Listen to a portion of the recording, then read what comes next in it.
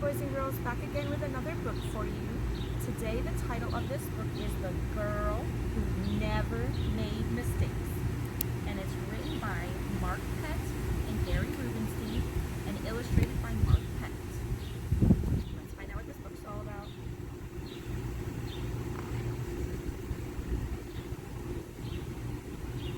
For Beatrice Bottomwell, Friday began like any other day. She matched her socks, and of course, she put her shoes on the proper feet. She remembered to feed her hamster, Humbert, his favorite food, broccoli. And when she made a sandwich for her brother, Carl's lunch, she used exactly the same amount of peanut butter as jelly. So far, so good. When she stepped outside to greet her fans, she didn't forget to say, "Good morning," and "Thank you." They asked if she made her bed. She had. They asked if she forgot to do her math homework. Nope. What about tonight's talent show, they asked. "I'm ready," said Beatrice with a smile. After all, her juggling act had won 3 years in a row. Most people in town didn't even know Beatrice's name. They just called her the girl who never made mistakes. Because for as long as anyone could remember, she never did. Until Beatrice, Carl made lots of mistakes. He ate his crayons, and he drew with his green beans. He danced with his hands, and he played the piano with his feet. Carl loved to make mistakes.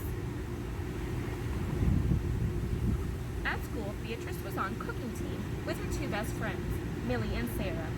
To make their giant rhubarb muffins, they needed 4 eggs. Beatrice went to the refrigerator and carefully chose the biggest, eggiest eggs she could find. But on the way back, her legs slipped out from under her. The eggs went flying.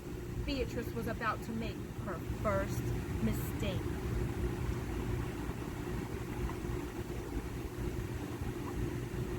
But she didn't. Whew, that was close, thought Beatrice. Look, she found them all.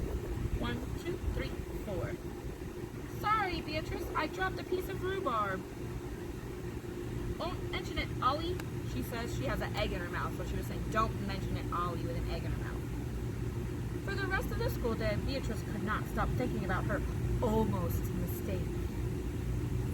She's worried. You can see on her face she looks a little worried. She's got a downturned mouth. Her eyes have lines around them.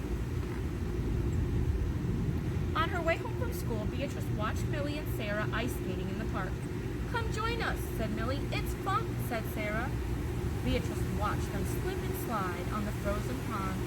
Millie and Sarah laughed as they wobbled on the ice. "No thanks," said Beatrice. At supper, Beatrice barely touched her food. "Is everything all right, kiddo?" asked her father. "I'm worried I'll mess up tonight," said Beatrice, "and everyone will be watching." "Worried? You don't make mistakes," he said with a smile. Beatrice tried to smile too.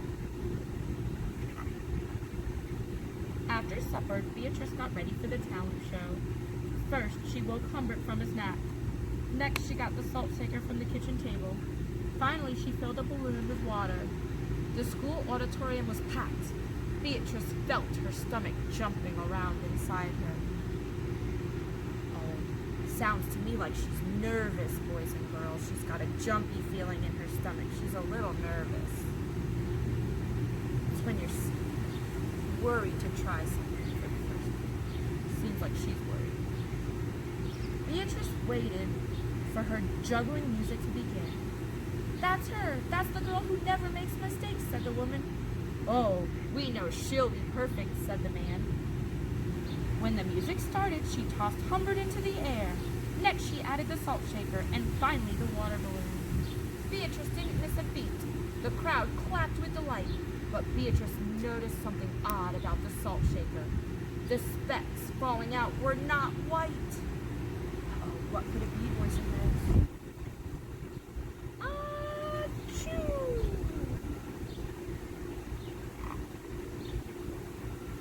Humbert was so surprised by the sneeze that he grabbed the water balloon with his claws. Karblooey! The water balloon has exploded.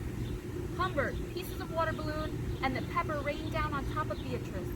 For the first time in as long as anyone can remember, Beatrice made a mistake, and it was a big one. How do we think she feels now?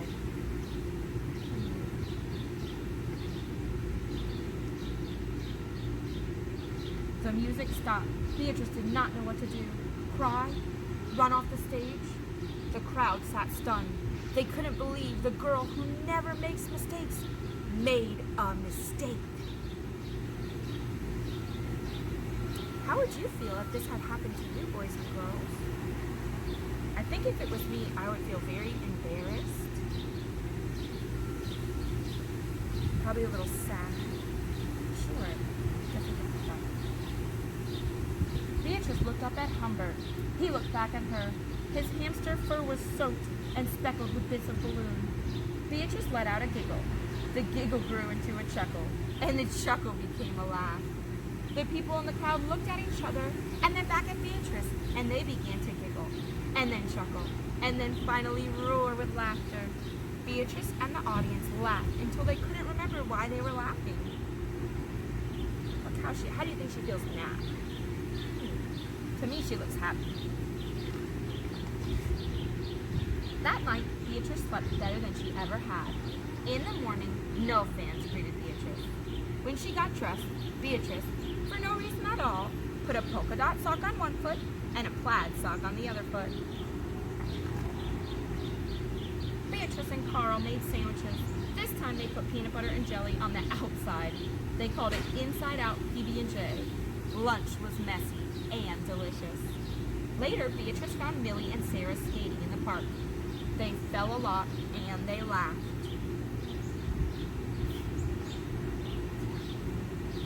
Now people no longer called her the girl who never made mistakes. They just called her Beatrice. She looks pretty content to me.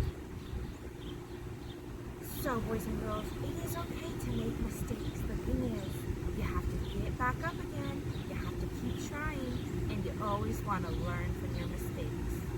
Thanks for joining me today, boys and girls. I hope you enjoyed the book, The Girl Who Never Made Mistakes, by Pett and Gary Rubinstein. Have a great day.